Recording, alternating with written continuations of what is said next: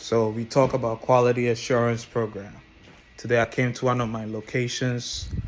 It's a medical office, and just talking to my team lead over here. And something that I do is, when I'm here, I also try to help, because it's not everything your team is going to catch. But what you catch, what you do is that you show your team lead. It's important, right? I always say that when you're around, it shouldn't mean that your team cannot do its work. So when you're around, you look at the things that your team may not be able to catch, and then you just show your team lead, like, hey, I'm seeing this consistently, let's work on that, right?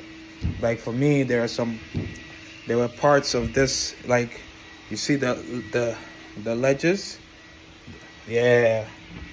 So it's a medical office. We gotta look at. It has a lot of mirrors, right? It has a lot of mirrors. So just walk around and look at where things are being done right.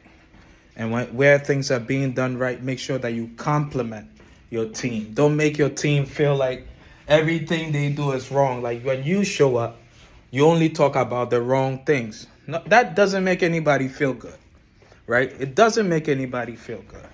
Let them know that they're doing a good job. I have a team member here. She just went to bury her mom. See her? Beautiful woman, right? And, you just talk to your team, right? You just let them know you appreciate them.